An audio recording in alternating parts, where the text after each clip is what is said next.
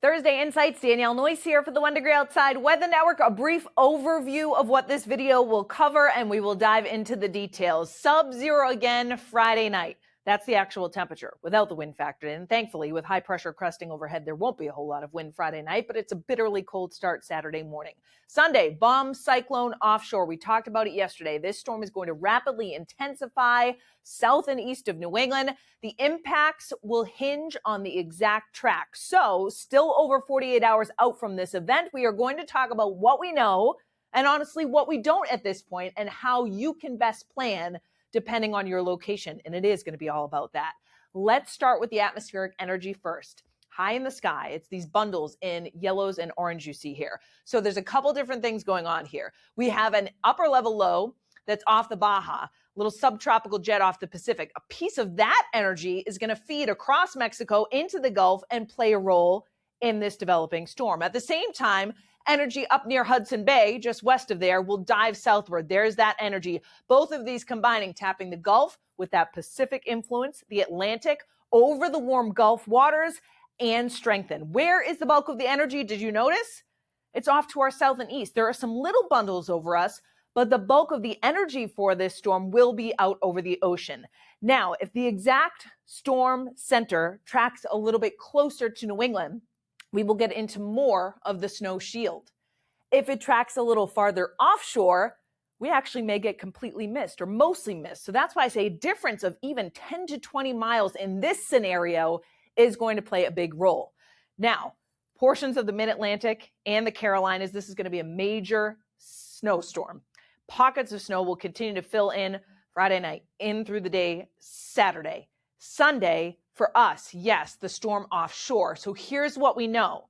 The storm does pass to the south and east of us, but the guidance shows a bunch of different scenarios, like hundreds of different solutions, and they haven't really honed in on the exact track yet. So that's why there's still some uncertainty in this forecast. This is a totally different scenario compared to the 1 to 2 feet of snow from last weekend. There is going to be a sharp snow gradient on the northwest side of this storm. So portions of northern, central, western New England, this is essentially a non-event for you. Even some areas of southern New England, if the storm tracks a little farther south and east, it'll be a non-event for us as well. There will be some strong coastal wind gusts, though, and with a full moon, coastal flooding will become a concern. So those are the things we know. What we need to pinpoint now in the coming couple of days is the exact track.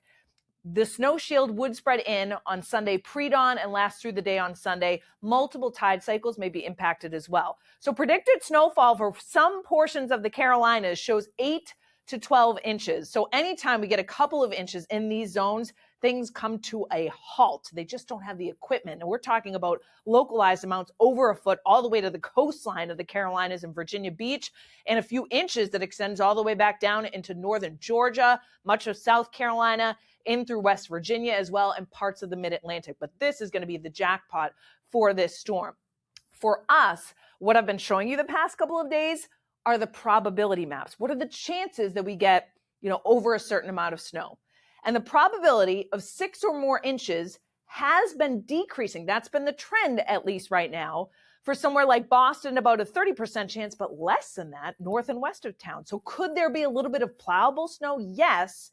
But if the track shifts a little farther south and east, we may get little, if anything, for Boston proper, northern portions of Massachusetts, the interior as well. Now, similarly, if it tracks a little bit closer, we would get into a higher risk of more of that accumulating snow. The bottom line from these maps that I want you to take away is that the South Shore to Cape Cod have the highest chance of picking up accumulating snowfall from this event. The foot or more chances have decreased since we last talked as well. Still, though, about a 40 to 60% chance, particularly from the outer Cape to Nantucket, closest to the storm center, much less. Do you notice that sharp gradient I was talking about? We're going to go to little, if any, snow on the northwest side of this storm and then ramp up very quickly where we get into the snow bands. So we're a couple days out. We're not going to put out a snowfall map just yet with this uncertainty still in place. Could we get nothing, glancing blow, mist, or 6 to 12 inches in some of those zones that I identified? What I do want to point out is that the core of the strongest wind still looks like it's going to stay offshore. That said, there's a chance to have some 50 to 60 mile per hour gusts on the outer Cape to Nantucket, especially And at the coastline of Essex County and the South Shore, we may have some gusts that go to about 40 to 50. Everybody else, you notice it's a pretty much non-event for wind. Yes, some 20 to 30 mile per hour gusts, sub-zero wind chill, but it's the coastline that we'd be most concerned about in terms of some strong wind that may cause some pockets of damage. And if we get into some of those snow bands, the South Shore, southeastern Massachusetts, the Cape would have some blowing and drifting and reduced visibility. It also means, too, with astronomical high tides with the full moon, that some minor to perhaps moderate coastal flooding potential is likely. Large breaking waves are going to build 10 to 15 to 20 feet just offshore. So some erosion is likely. It's an onshore wind from the northeast and then north. So the tide cycles on Sunday and into Monday, coastal flood watch is posted. We are going to have some live stream that is interactive. It's part of our membership tiers. Matt puts these on. They're awesome for Inside Track members and above, and you help support our mission along with it. Membership.onedegreeoutside.com to sign up, support real science, and get in and ask your questions. Now, until then, the cold's the big story. Single digits in teens, so there's plenty of cold air with us. The feels like prediction on Friday is only around 0 at the warmest time of the day, 5 to 10 below in much of western and northern New England. So you know the drill. We've been in it so far, for this extended stretch. You're going to bundle up, layer up, cover up the exposed skin if you're going to be outside for a certain amount of time, because frostbite in these conditions can set in as little as 15 to 30 minutes when it's 10 to 20 below 0 for the wind chill. Actual temperatures Friday night are going to be 5 to 10 below 0 and around 0 in Boston, and the single digits back down to the Cape.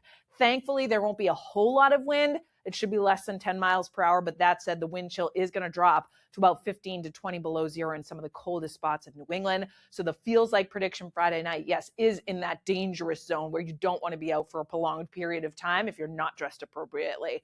Saturday highs, teens north to around 20 in southern New England, and the predicted wind chill at the warmest time of the day, single digits and teens again. We do see the temperatures moderate a little bit as we head into the beginning part of next week, like back into the 30s. For a brief period of time, you'll see that in the 14-day forecast in our free 1 Degree Outside weather app. See why people are loving it. Thousands of 5-star reviews. Give it a download. Search Noyce's 1 Degree Outside weather in the App Store and Google Play. And stay tuned for updates always at onedegreeoutside.com and on social media as well.